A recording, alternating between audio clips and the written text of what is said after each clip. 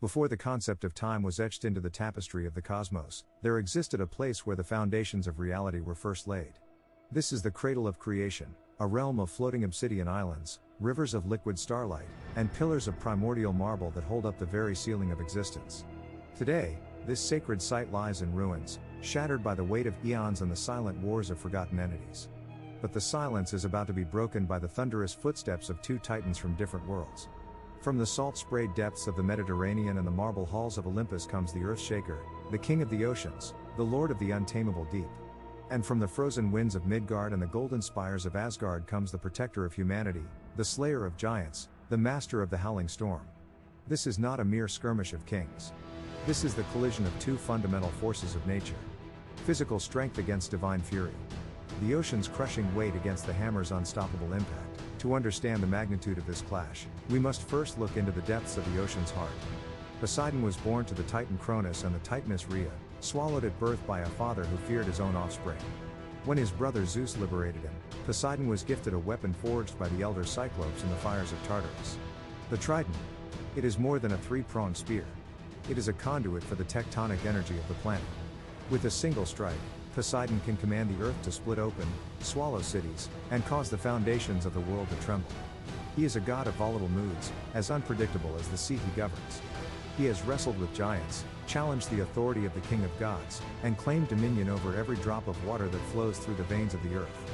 His strength is the strength of the tide, persistent, overwhelming, and impossible to hold back. But across the rainbow bridge of Bifrost, another champion prepares for war. Thor, son of Odin and the earth goddess Jurth, is the undisputed powerhouse of the Norse pantheon. While other gods rely on cunning or magic, Thor relies on the raw, unadulterated power of his muscles and his iron will. He carries Mjolnir, a hammer forged by the dwarves Brokkr and Atri, so heavy that only he, aided by his iron gauntlets Jarngraper and his belt of strength Megingjord, can truly master its full potential. Thor's life is a saga of endless combat. He has fished for the Midgard serpent, a beast that encircles the entire world. He has cracked the skulls of mountain giants and drunk the very tides of the sea during his trials in Utgard. To Thor, a challenge is not a threat, it is a destiny. He is the champion of the common man and the terrifying storm that breaks the pride of those who deem themselves untouchable. The two deities stand at opposite ends of the great plaza in the Cradle of Creation. The air between them ionizes, smelling of ozone and brine. The sky above is a swirling vortex of dark clouds and golden nebula mist. Poseidon's skin is a deep bronze, his hair flowing like seaweed in a current, his eyes a piercing bioluminescent blue. He holds his trident horizontally, the metal humming with the power of 1,000 tsunamis. Thor stands firm, his red beard crackling with static electricity, his eyes glowing with the white-hot intensity of a lightning strike. He grips the short handle of Mjolnir, the leather strap wrapped tight around his wrist. There are no words of parley here. There is only the recognition of an equal. You carry a mallet as if it could hold back the rising tide, Northman. Do you truly believe your sparks can light the darkness of the abyss? I have faced serpents that could swallow your oceans whole, Greek. Your trident is but a toothpick compared to the weight of the hammer that has leveled mountains. Come, let us see if your bones are as brittle as the coral you claim to rule. The battle begins with a sound that would deafen a mortal man. Thor leaps across the ruins, his cape flapping like a thundercloud, and brings Mjolnir down with the force of a falling star. Poseidon does not retreat. He thrusts his trident upward, meeting the hammer head-on. The impact creates a shockwave that levels the surrounding marble pillars, sending fragments of ancient stone flying into the void. The ground beneath them shatters, but they remain locked in a struggle of pure muscle. The trident glows with a turquoise light, pushing against the white-blue sparks of the hammer. Poseidon's feet sink into the obsidian floor, but he snarls, his muscles bulging like the churning waves of a hurricane. The earth is my domain to command. Feel the weight of the world beneath your feet. Poseidon slams the butt of his trident into the ground. Instantly, the Cradle of Creation begins to tear itself apart. Massive fissures open beneath Thor, and jets of pressurized seawater, summoned from the very essence of the cosmos, blast upward with enough force to pierce steel. Thor is launched into the air by the geysers, but he spins his hammer with impossible speed, creating a localized cyclone that deflects the water.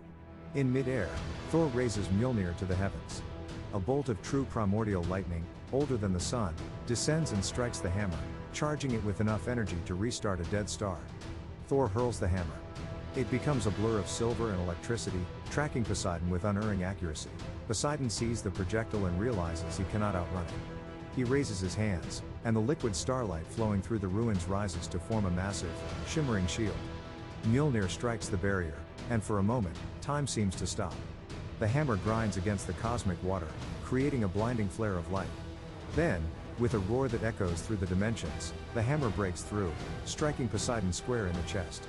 The sea god is sent hurtling through 3 floating islands, his divine ichor staining the debris. But Poseidon is a god of the deep, and his endurance is legendary.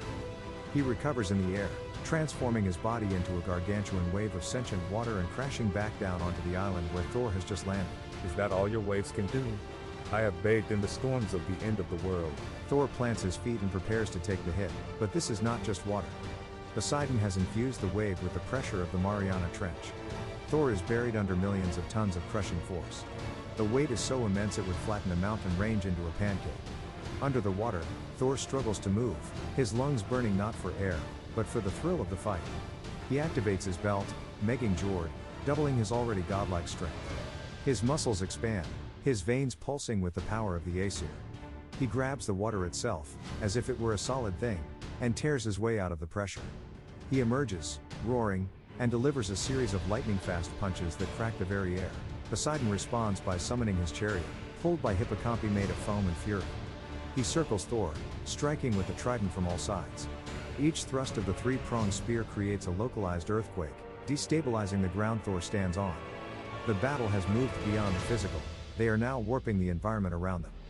Thor is forced to keep jumping from one crumbling fragment of land to another as Poseidon literally dissolves the arena into a chaotic sea of debris and salt.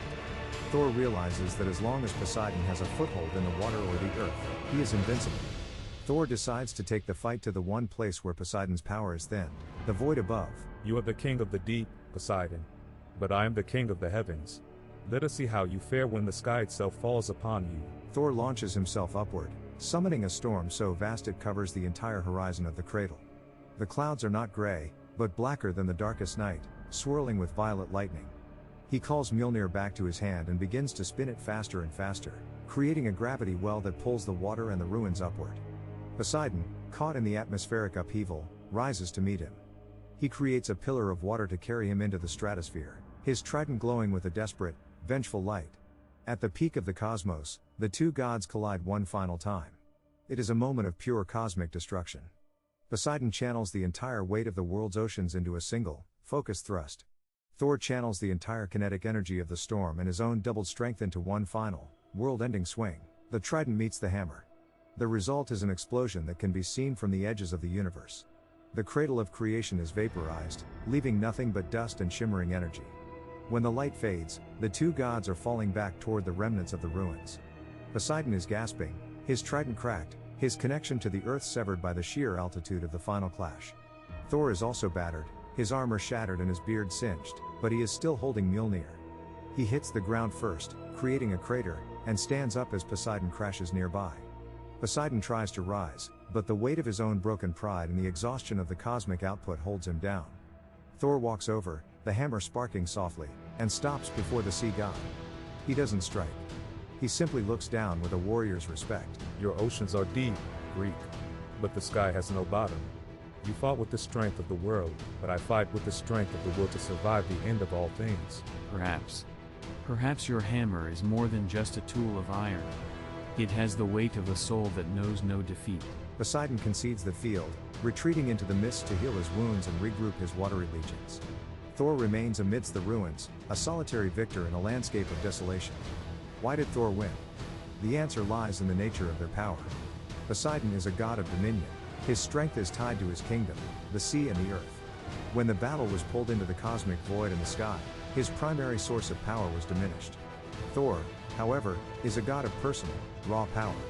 His strength does not come from a place, but from his own bloodline and his enchanted weapons, which are specifically designed for the purpose of killing entities of godlike or giant-like stature.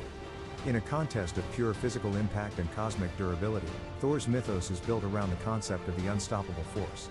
Poseidon is the immovable object, but even the earth can be broken by enough thunder. This was a battle that would be sung about by poets for 10,000 years, a reminder that even the gods have limits when they face the true personification of the storm. The ruins of the Cradle of Creation will eventually drift back together, but the memory of the hammer and the trident will forever remain in the fabric of space. If you enjoyed this epic confrontation and want to see more battles between the greatest legends of history and myth, do not forget to support the channel. Like this video to show your power, and subscribe to join our Hall of Heroes so you never miss a clash of the Titans. Tell us in the comments, who should fight next. Until then, stay legendary.